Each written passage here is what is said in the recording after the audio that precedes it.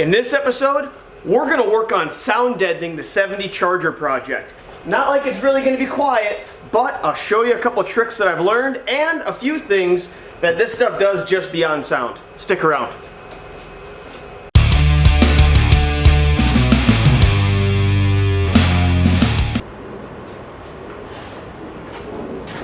Alright, so what we're doing this time is we're actually going to be applying sound deadening material to the 70 Charger. Now here's the thing, I know it's not really going to be quiet. Insert blower and all of that, right?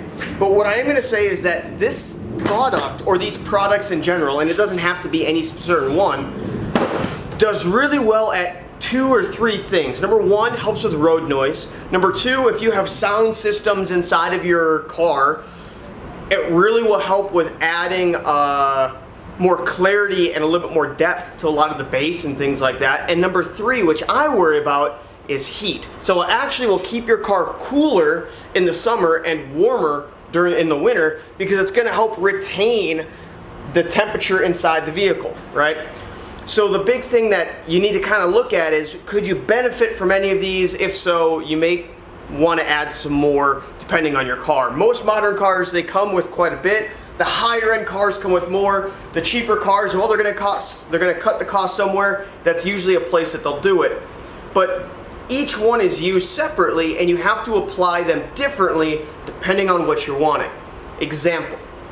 So we're in the car right now. Now the big thing is this. If you're worrying about sound quality, the biggest thing you want to do is you're going to want to obviously put the sound deadening material on wherever you're going to have speakers. So whether you have door speakers, you're going to put it on the back side, you're going to put it around here. There's actually entire kits and things you can do to add additional like bolt-in points, and you can actually add an entire fabric or make this entire enclosure like a subwoofer.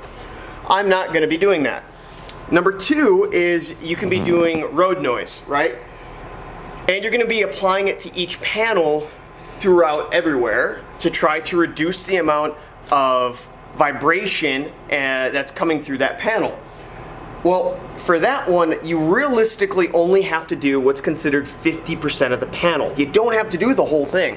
A lot of times you see these builders, they go crazy with all this and it's packed everywhere, and you don't have to do that. If you're actually just trying to reduce road noise, 50%. That's all you have to do. What I'd recommend is doing a section up here, doing a section back here, but you don't have to worry about all these little side pieces and things like that, because what's going to happen is that the pad will actually absorb the vibration, and at 50%, anything above that's just being bougie. You know, you don't have to be that way. Now the third one is heat. Heat, unfortunately, does require a good coverage of the area, and that's what I'm going to be doing mine for. What I'm worried about is, in the summer, I'm going to have to worry about all that heat from that motor and everything else coming through my floorboard, because there's nothing there. So I am probably going to be doing a pretty hefty amount on the floor, and then just worrying about the roof, a couple back panels, things like that, to try to maybe reduce some of that maybe droning that may happen with the exhaust. But for the most part, it's going to be heat, it's going to be up front here, and I'm going to go from there and I'll show you how I'm going to do it. Alright, so realistically, what is it that you need to do it? Well, you're obviously going to need some sort of sound deadening material. So you can use the name brand ones. There's like Killmat or Dynomat and all these things, right? I went on eBay and bought just a random eBay brand, and on top of that, they actually told me the recommendations of what to do, which I'm not going to listen to, but they're recommending that you use, again, it all comes down to thickness, an 80 mil and then a 150 mil. So this is 150 mil for heating and cooling, which is what I'm worried about. There's a thinner one you can put down beforehand and then lay this over top. I'm not going to do that, mainly because I also have to worry about adding additional things into the car, and I'm worried about having too much sound deadening material where I'm going to have some fitment issues on some things. So I'm just going to stick with the 150 mil right off the bat, which I think should do what I need. Another thing you're going to need are rollers. So these little rollers, this kit that I bought, different size rollers, and all that's going to happen is you use it to apply and roll on and push into all the little crevices and things for the sound deadening material. I also picked up some of the tape that you can use to help adhere to the sides, or the outsides, where in case maybe you're worried about it lifting, I have some tape where I can use that. But to be honest, the only reason why I went with this one is because of the color, which doesn't make much sense because it's typically underneath carpet. However, in the back of the car, for me, this will go onto the quarter panels on the inside to try to help with some of that drone that's going to happen. And what I'm hoping is that it's not exactly noticeable compared to like Dynomat and things like that are on the outside, super shiny, and it looks like you're just driving around in a tinfoil car when you look on the inside. The thing is, this isn't necessarily the name brand, so hopefully it will work as well. I don't see why it won't. Another thing too that you can remember, if you're on a budget and you don't want to spend the eBay money on even something like this, there's even a cheaper option. You can go to Lowe's, Home Depot, any hardware store like that, and you can actually buy air duct like wrap, the heating and cooling self-adhesive padding. It's the same thing. It's thicker. It can be thicker. You can buy it thick or thin, but it's the same thing. That's all this is doing, is just adding some padding to not let the metal vibrate. So there's another option for you. If you're really on a budget, you don't have to go with this. Just go pick that up. I don't know, with COVID, I'm sure it's through the roof because everything for building wise is, but who knows, maybe it'll be cheaper. But let's start prepping the surface, and I'm gonna start trying to get this stuff applied.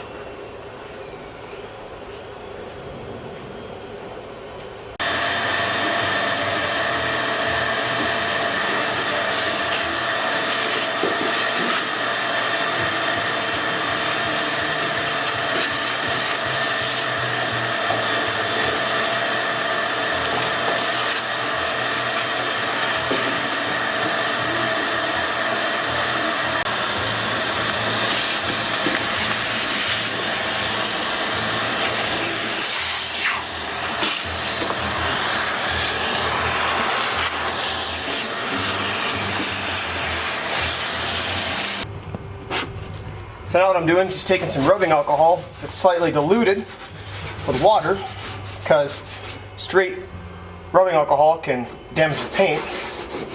So I dilute it, and I'm just kind of going through and touching up areas where it looks like there's still some dirt, dust, whatever else that's on here.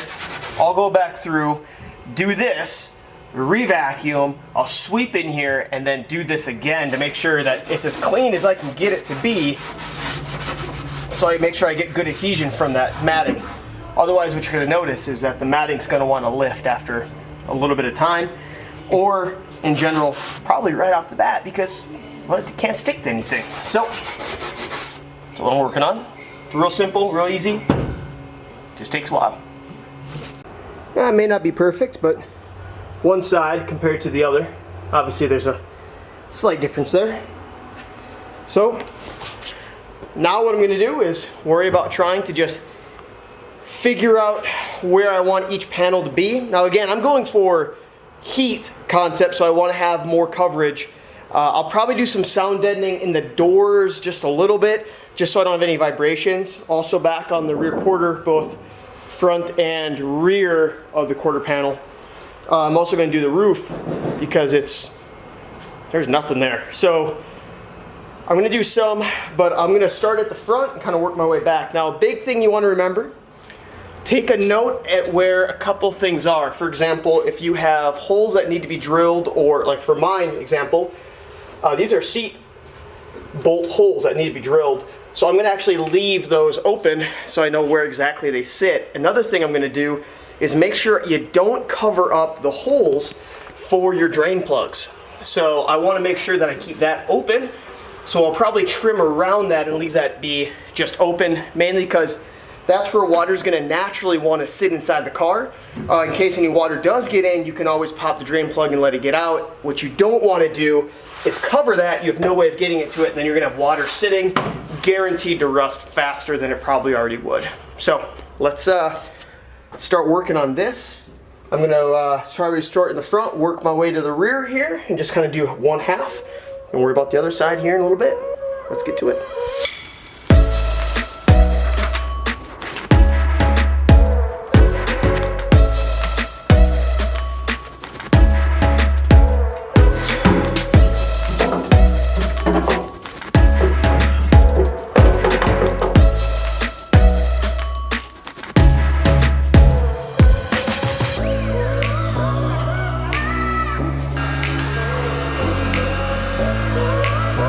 So if you start getting an area with a lot of curves to it, like I have around the tunnel for the transmission, what I'm going to do is use a heat gun and try to warm it up just a little bit to allow it to kind of stretch a little bit and to kind of fit in any of those little crevices I need. I didn't prep up here very well, and as you can tell, it's already lifting in that one area. So what I'm going to do is I'm probably going to cut it going straight down, and I'll just patch that part a little bit later once I prep the other side of it better to kind of overlap. But you might get little tears and things like that, but it's fine. You just need it to be a good adhesion onto that, and you should be good to go. Let's keep working.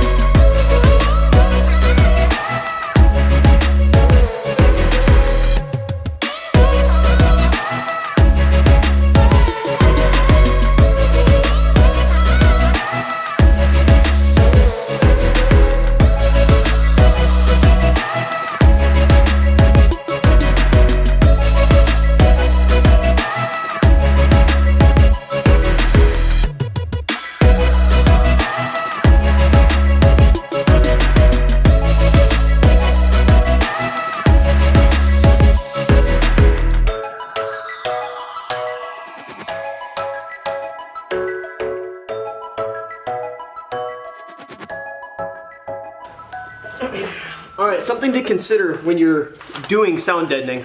Sound deadening material weighs weight, right? So if we're trying to go fast and you want to go fast in a car, you probably don't want this. This is actually surprisingly extremely light. It's almost like cardboard weight, not even. Actually, cardboard probably weighs more than this. It's crazy how light this is compared to some of the other stuff like thicker Dynomat and stuff like that.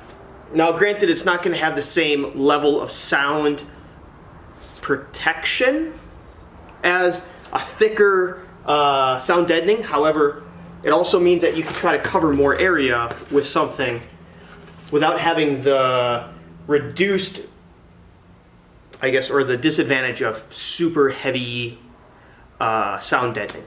So take that for what it's worth. You can kind of do your research, find out what size and what you like or don't like. If you're wanting more sound quality, go with a thicker one. If you're wanting, well, if you got something like I got where sound quality is not going to matter and you're just trying to get things to not be vibrating and things like that, this stuff would work perfect. Just keep working.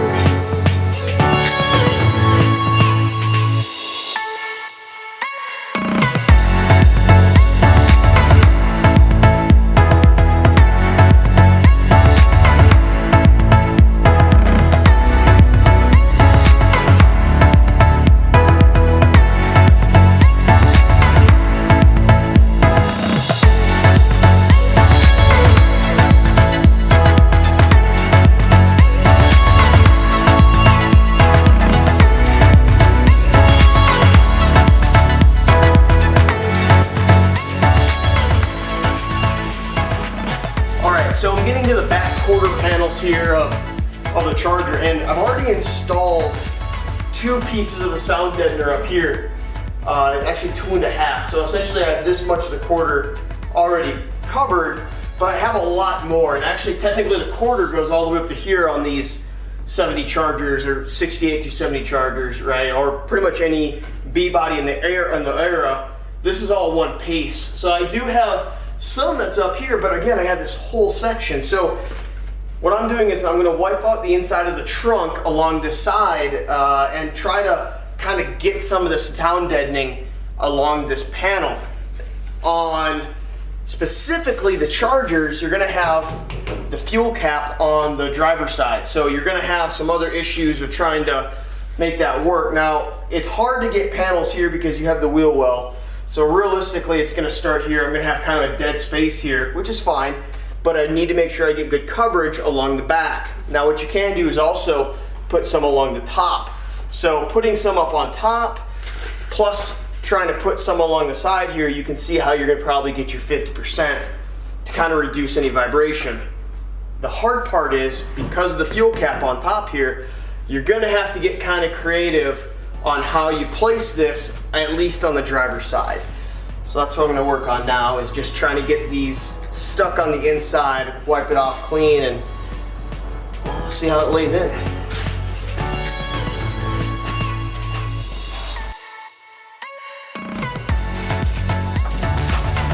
You know, one of these days I should probably clean out this trunk, but after giving it a good wipe down, I think I should have enough coverage here. I just gotta stay far away from that fuel tank grommet on top, because obviously, I mean, unless I maybe notch one, but even if, I don't want to have to deal with that, so I'm gonna probably keep them a little bit further back on this side. And again, what you can also do is keep it pretty high up, so it's not so noticeable if someone peeps into that and they see a bunch of their sound deadener. You can keep it pretty high, and since it's also matte black, it's gonna most likely kind of blend in a little bit better than, again, the shiny brand names there, which have their name all over it and they want you to see it anyway, you know?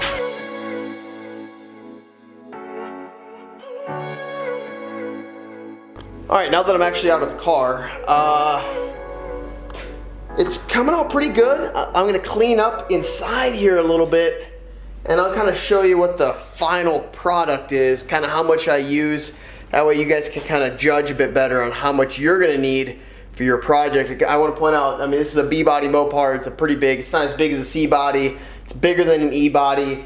This probably has more surface area than your, like a Camaro and things like that. So give yourself kind of a good idea of how much I used. Let me clean up. We'll see how much I've actually used. Go from there. All right, final recap here. What do I got into it? Roughly 72 square feet of that sound deadening. I think I paid $100, give or take, on eBay for the stuff that I bought. You can find it as well, or you can go to a name brand, whatever it be. I got 20 bucks into the tools, definitely worth it. And then on top of that, any of it that I've left, which is not much at all, I'm gonna use for the firewall once I can get wiring done. On the dash, I'm gonna have someone come help me for that, because bad wiring means fires, and I don't want to burn this thing down to the ground yet. So with that being said, I got a couple of things I got to work on. The wiring, interior, it's going to be a lot. So I'm going to be working on this quite a bit, refocusing as much as I can on this for the time being, until I can get some other things lined up for some of the other projects. D200 is going to be going under a pretty major surgery. I'm going to be working on floor panels on that, which are all up in that corner somewhere. It's a lot. So if you guys like what you're seeing, hit like, hit subscribe, comment what you want me to try to show you I'm working on, and until then, keep building.